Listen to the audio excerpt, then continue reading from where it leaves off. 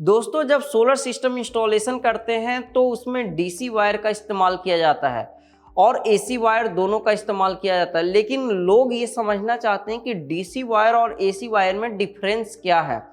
तो एक्सपर्ट से हम बात किए कि डीसी वायर और एसी वायर का डिफरेंस क्या है, दोनों में क्या अंतर है। एज अ कंज्यूमर लेवल पर उनको डीसी के जगह एसी का इस्तेमाल करेंगे तो क्या होगा।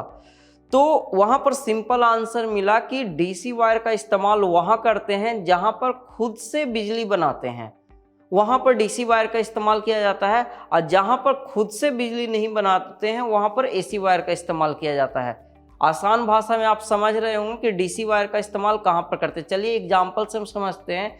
डीसी वायर का इस्तेमाल आप ज़्यादातर आप देखे होंगे कि यदि आप बैटरी और इन्वर्टर का बीच का जो कनेक्शन होता है वहाँ पर एक मोटा सा वायर रहता है रेड और ब्लैक कलर का, वो डीसी वायर होता है। मतलब डीसी वायर में क्या होता है, उसका भी एक बाइंग गाइड है डीसी वायर का कि आप डीसी वायर कैसे सेलेक्ट करते हैं।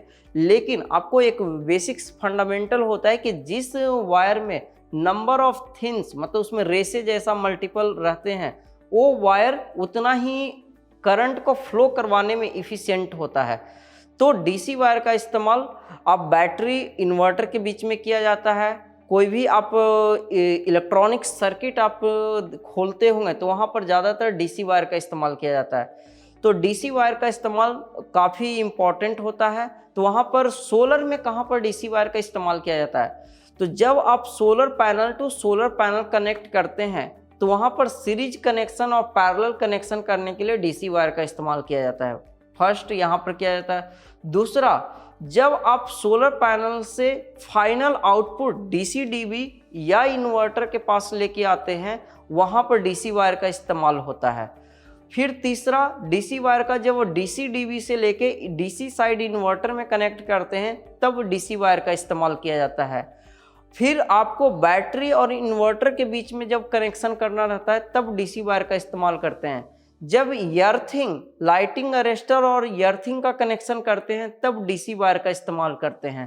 तो सोलर में डीसी वायर का इस्तेमाल कई जगहों पर किए जाते हैं, लेकिन इसमें कन्फ्यूजन ये होता है कि कौन से जगह पर कौन से कितने की वायर का इस्तेमाल हमें करना चाहिए। तो इसका जो गोल्डन फार्मूला है कि डीसी वायर में जब वायर आप जितने स्क्वायर की वायर होगा उसको आप 5 से मल्टीप्लाई कर दे। सपोज आप 6 स्क्वायर की वायर आप सेलेक्ट करते हैं तो आप उसको करंट कैरिंग कैपेसिटी आपको 30 एम्पियर का करंट उस वायर पर आप फ्लो करवा सकते हैं। एक सिनारियो में बताते हैं कि डीसी वायर यदि रॉन्ग सेलेक्ट करते हैं तब क्या होता है। जब आप डीसी वायर का रॉन्ग सिलेक्शन करते हैं तो आप देखते होंगे ज़्यादातर कि जब आप लोड ज़्यादा चलाते हैं तो आपका लोड खराब होने के बजाय आपका वायर जलना चालू हो जाता है, उसमें स्मेल आना चालू हो जाता है, क्योंकि जो आउटर इंसुलेटर जो होता है वह प्लास्टिक मटेरियल का बना हुआ होता है जिससे कि करंट किसी को टच ना करे। तो आपको वो जलने का जो स्मेल आता है वो प्लास्टिक का आता है और वो वायर जल जाता है। तो आपको रॉन्ग वायरिंग सेलेक्ट करने में आपको इस टाइप की चैलेंजेस देखने को मिल सकता है। अब डीसी वायर का रेंज कहाँ से कहाँ तक स्टार्ट होता है, तो डीसी वायर का जो सोलर में लगने वाले डीसी वायर जो होता है वह आपको 4 स्क्वायर 6 स्क्वायर 10 स्क्वायर 16 स्क्वायर और ऐसे ये बढ़ते चला जाता है। तो यहाँ पर 4 स्क्वायर का ज़्यादातर इस्तेमाल कहाँ पर करते हैं, जितने भी ग्रिड कनेक्टेड सोलर सिस्टम होता है वहाँ पर एक डीसी वायर का जो वोल्टेज कैरिंग कैपेसिटी जो होता है वह 1000 वोल्ट का होता है।